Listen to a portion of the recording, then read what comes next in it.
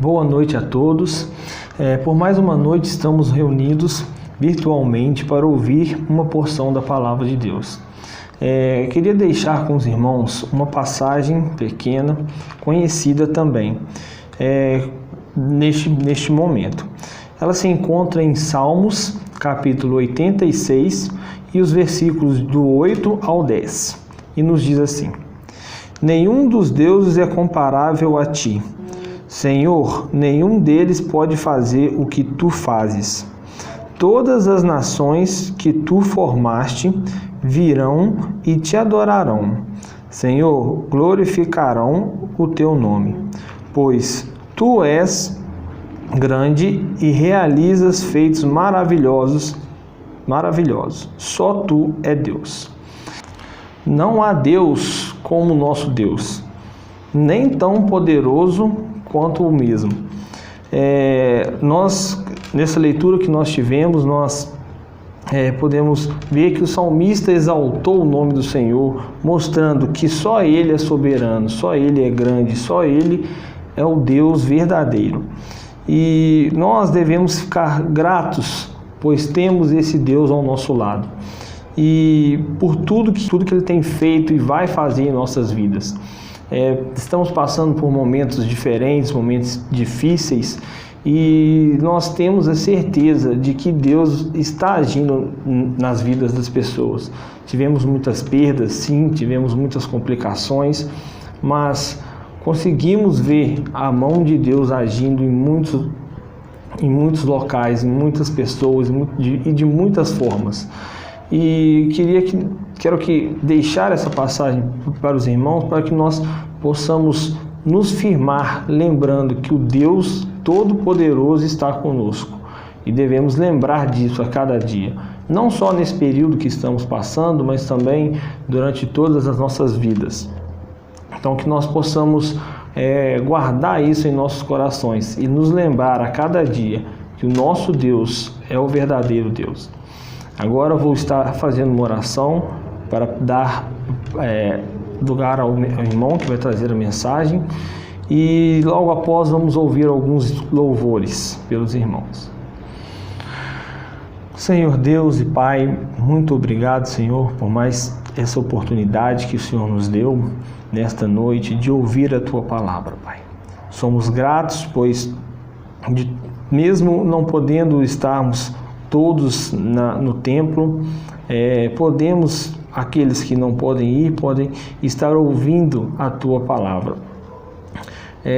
Agradecemos pela oportunidade e pela disponibilidade que o Senhor colocou para os irmãos de promover este trabalho, ó Pai. Trabalho qual tem sido de grande valia para nós que ansiamos, ó Pai, em ouvir da Tua palavra. Agradeço, pois tem nos abençoado, tem nos guardado e tem mostrado a nós o quão pode ser poderoso. Agradeço, Pai, pela oportunidade de estar aqui e poder passar este pensamento para os irmãos. Peço agora pelo irmão que vai nos trazer a mensagem, que o Senhor fale aos nossos corações, ó Pai, através deste irmão, que ele possa então de fato transmitir tudo o que o Senhor tem a nos dizer. É o que eu lhe peço e agradeço, em nome do Senhor Jesus. Amém.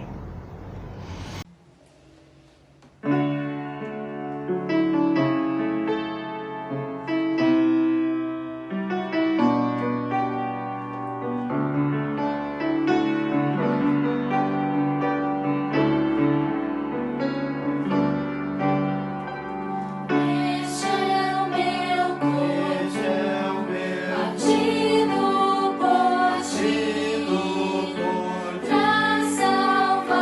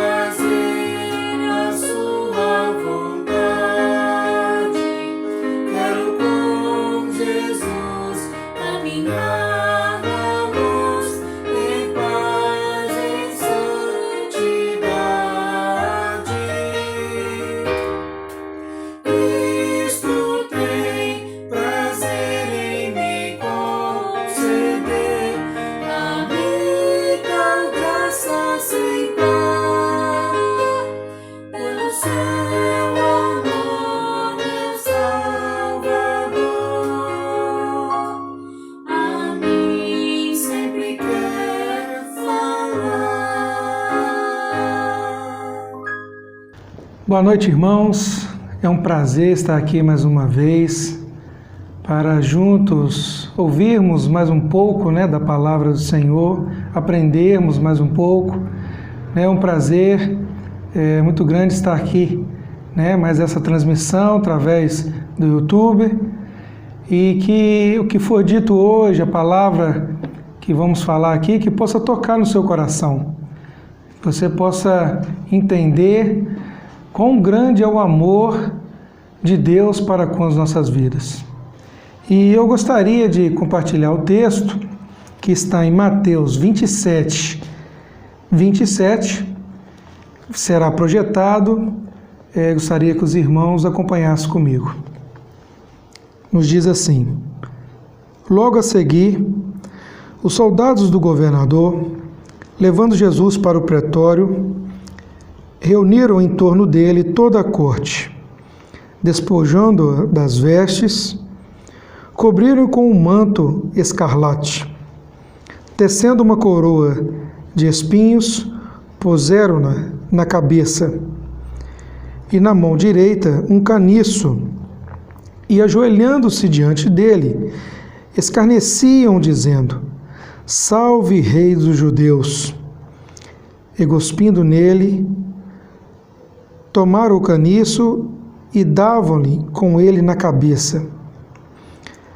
Depois de terem escarnecido, despiram-lhe o manto e o vestiram com suas próprias vestes. Em seguida, o levaram para ser crucificado.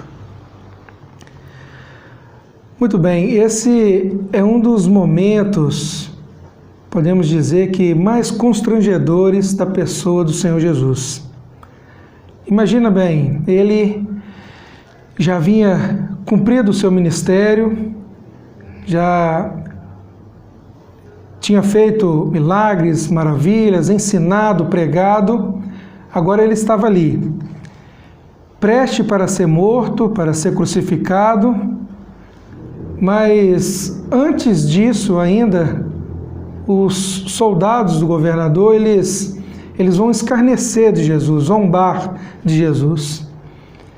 E veja bem que eles, sabendo que Jesus estava sendo preso, crucificado, pelo motivo de se considerar rei dos judeus, o que eles vão fazer? Eles pegam um manto, Eles imaginam que eles pensando, já que você é um rei, então eles pegam um manto, provavelmente vermelho ou púrpura, e colocam nele. Eles tecem uma coroa de espinhos. Pesquisadores, estudiosos, eles falam que cada espinho era do tamanho de um dedo, e colocam na cabeça dele. Eles pegam uma vara também, a palavra nos fala que eles pegam uma vara, um caniço, e colocam também na sua mão, e ali eles se ajoelham diante deles, zombando, e falam para ele: Salve, Rei dos Judeus! Mas o interessante também é que ainda a história, ainda não estava completa. Deus, na sua soberania, Ele vai ainda completar essa história. Ele vê o rei, sabemos muito bem que o rei, ele tem manto? Sim. O rei tem uma coroa? Também tem. O rei, ele tem um cetro? Tem sim, deram ele uma vara ali. Mas o rei também precisa de um trono. E só que o trono você vai ter que carregar. Então Jesus ali pega aquela cruz, e vai para o caveira, para o Gólgota, o lugar onde ele seria crucificado. Muito bem, então, mas todo rei, todo monarca, todo ministro, todo presidente, ele ali, quando ele assume a posse, o trono, o que ele vai fazer? Ele vai dar um discurso. E é sobre isso que eu quero tratar nessa noite. Algumas palavras, algumas frases que Jesus pronunciou ali na cruz, as últimas palavras, as últimas frases que ele pronunciou, e são 7 essas frases, que ele pronunciou ali na cruz, no seu discurso memorável. E a primeira desta frase, ela está descrita em João 19, o versículo 28, que nos diz assim: tenho sede. Muito interessante o apóstolo João escrever isso, né? O que isso significa? Se formos ver o Evangelho de João, ele retrata muito a humanidade de Jesus, porque no começo ali o Evangelho de João nos fala que no princípio era o Verbo, e o Verbo, o Logos, estava com Deus, e o Logos, o Verbo, era Deus. Se formos andar mais um pouquinho, no verso 14, ele nos diz assim, que o Verbo se fez carne e habitou entre nós. E muito peculiar, muito interessante João escrever isso, porque já no princípio, na igreja, já no primeiro século, já havia uma seita religiosa que se chamava os gnósticos, que eles acreditavam que Jesus, ele não era homem, ele só era Deus. Veja bem, o que isso significa para nós? Sem sacrifício, não pode haver redenção. E esse sacrifício teria que ser 100% homem, como eu, como você. Jesus, ele é 100% Deus, fato. E ele é também 100% homem, porque se assim não fosse, não teria redenção. Jesus, ele era 100% Deus e 100% homem. Então ele ali quando João descreve 19:28, tenho sede, o que ele está querendo dizer? Gnósticos, quem está aqui é um homem igual a você. Quem está aqui é um homem que tem sede. Né? Desta forma, pode haver redenção. Por quê? O sacrifício tinha que ser por alguém igual a nós, um sacrifício substitutivo. E a segunda frase desse discurso, ela está descrita em Lucas 23:34, que nos diz: Pai, perdoa-lhes os seus pecados. Ou em outra tradução, Pai, perdoa-lhes, porque eles não sabem o que fazem. Em primeira instância, ele estava dizendo ali para os judeus, porque a Torá falava sobre o Messias, a lei falava, os profetas menores, profetas maiores. Então eles tinham todo um conteúdo falando sobre isso, mas esse próprio povo, eles mesmos entregaram Jesus. Então ele estava dizendo ali: Pai, eles estão equivocados, perdoa-lhes os pecados.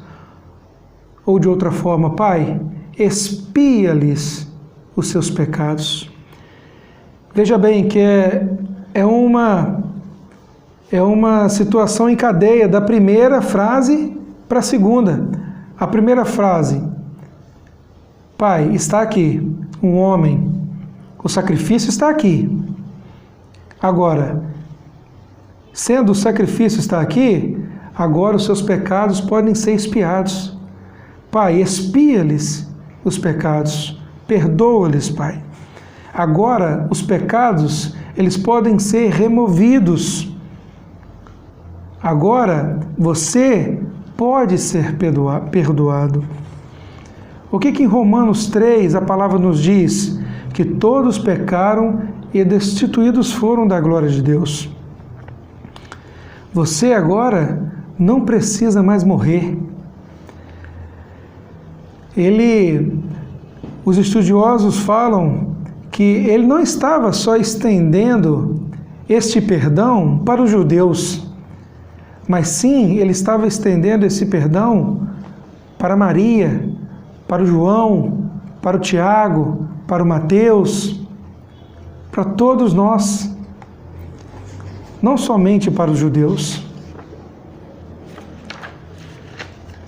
Terceira frase, ela está descrita em Mateus 27:46.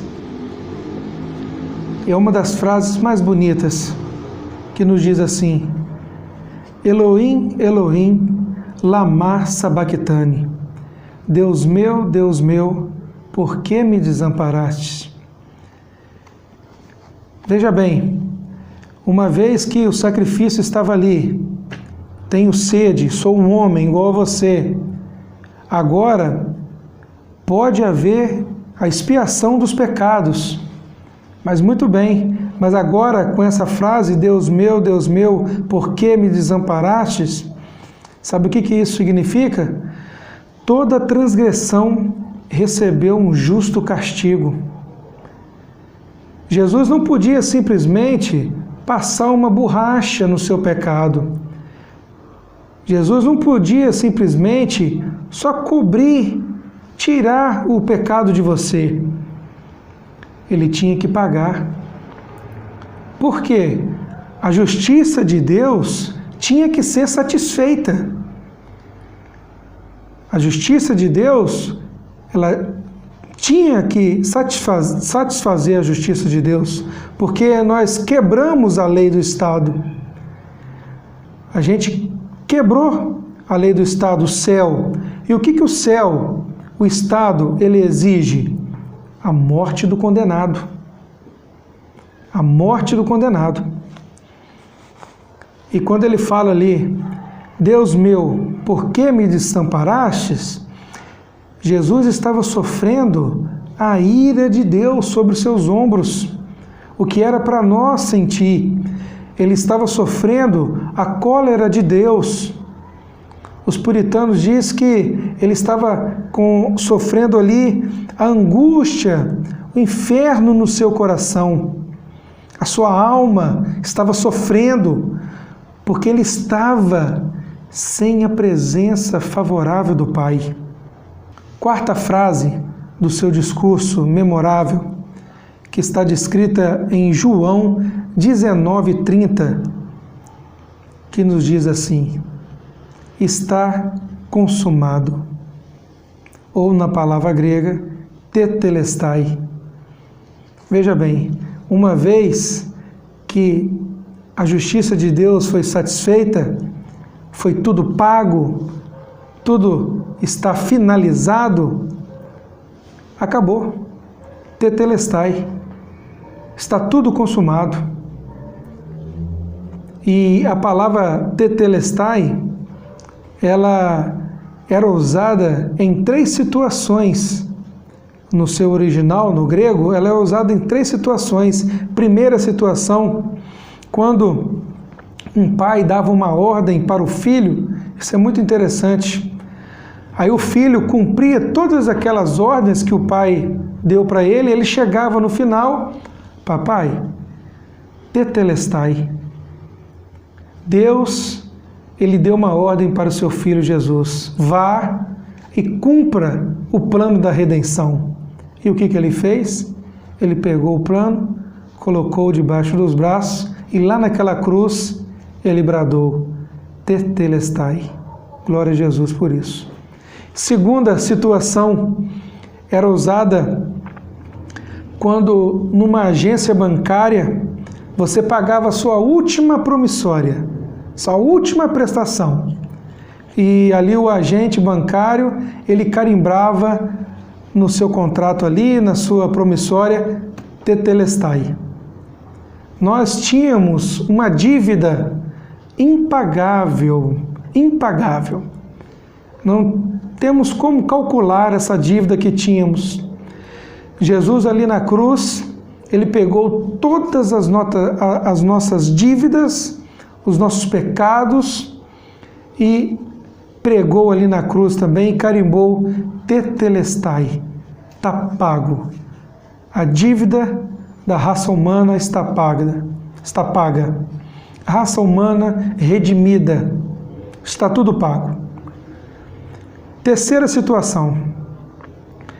Quando você adquiria uma propriedade, você suava ali para pagar as prestações dela, e quando estava tudo pago, tudo nos conformes, no cartório vinha escrito na sua escritura, tetelestai. O que isso quer dizer? Jesus, ele adquiriu para aqueles que o seguem uma herdade, uma pátria, um novo lar. Louvado seja o nome do Senhor. Ele adquiriu para aqueles que o seguem mansões celestiais, o céu, eternidade com ele. E a quinta frase, ela está descrita em Lucas 23, 43, que nos diz assim: hoje mesmo estará comigo no paraíso. O que é isso? Essa frase foi dita mediante a uma outra que o ladrão na cruz falou. Que imagino que ele vendo todas as outras frases, o outro discurso, ele parou, olhou ali para o lado e reconheceu: quem está aqui do meu lado é Deus. Quem está aqui do meu lado é Deus. E ele diz: Pai, lembra-te de mim quando estiveres no teu reino. Agora veja bem, irmãos, como é que uma pessoa toda ensanguentada, praticamente nu, vai ter algum reino? Mas o ladrão ali na cruz, ele foi iluminado por Deus, que ele viu que quem estava do lado dele ali era o próprio Deus. E o que o Senhor Jesus fala para ele? Hoje mesmo estará comigo no paraíso. Hoje, assim que eu fechar meus olhos, hoje, assim que meu corpo for embalsamado, hoje, assim que José de Arimateia pegar meu corpo, estarás comigo no paraíso. E eu digo, hoje, tem alguém aí que quer aceitar a Cristo? Hoje, tem alguém que quer passar da morte para a vida? É hoje. Hoje é o dia. Aceita Jesus. Hoje é o dia. Veja bem que ele ali estava dizendo, não somente para os gregos, aqueles que estavam vendo ali, né? Todos que estavam assistindo ali, os judeus, mas ele estava falando, estendendo esse convite para todos. Você que está assistindo aí agora, todos nós, né, que aceitarem, abrir o coração para Ele, hoje é o tempo, hoje é o momento. Sexta frase, ela está descrita em João 19, 26, 27, que nos diz assim: mulher, eis aí o teu filho. Filho, eis aí a tua mãe. Essa frase, em primeira mão assim, também é fácil da gente entender, porque José havia morrido, né? A mulher, esposo de Maria, pai de Jesus ali, e ela estava só, Jesus estava cuidando dela. E ele ali, João estava ali perto dela, ele fala: eis aí a sua mãe, né, filho? Eis aí a sua mãe, mulher, eis aí o seu filho.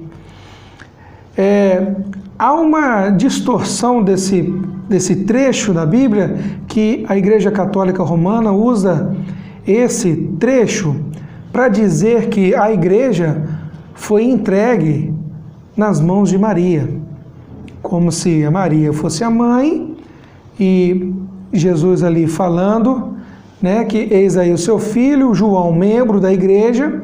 Então a igreja foi entregue aos cuidados de Maria. Isso é uma mentira, é uma blasfêmia. Simplesmente ele estava dizendo para cuidar dela. E o que isso implica para nós hoje? O que isso quer dizer? O que podemos tirar desse ensinamento? Ele estava dizendo: enquanto eu for, até que eu volte, cuidai um dos outros. Vamos ser compreensivos, ajudar uns aos outros, né? Sem intrigas, sem fofoca, sem fazer grupinho dentro da igreja, panelinha dentro da igreja, né? Procurar perdoar. Se você tem alguma coisa com seu irmão, se há alguma desavença, alguma intriga, nós não estamos nesse tempo, não estamos para agir assim. Principalmente agora, estamos num momento em que devemos nos unir. Tem uma letra de um louvor que eu gosto muito que diz: caminhando juntos, construindo pontes e derrubando muros. É isso que temos que fazer, né? Caminhando juntos, unidos, um apoiando o outro, né? Cuidar um dos outros, cuidar, igreja, uns dos outros. Hoje é o tempo de fazermos isso, principalmente no momento que estamos vivendo atual, nessa crise, tanto financeira, tanto emocional. Temos que nos ajudar, não nos destruir. A 7ª frase desse discurso, ela está descrita em Lucas 23:46, que nos diz assim: Pai, em tuas mãos entrego o meu espírito. Tendo dito isto, Jesus expirou. O que isso significa, amados irmãos? Que foi um sacrifício voluntário. Jesus, ele não foi derrotado, ele não perdeu um combate, ele não foi nocauteado num ringue. Jesus, ele foi entregue por você por amor. E foi um amor incondicional, foi um amor voluntário.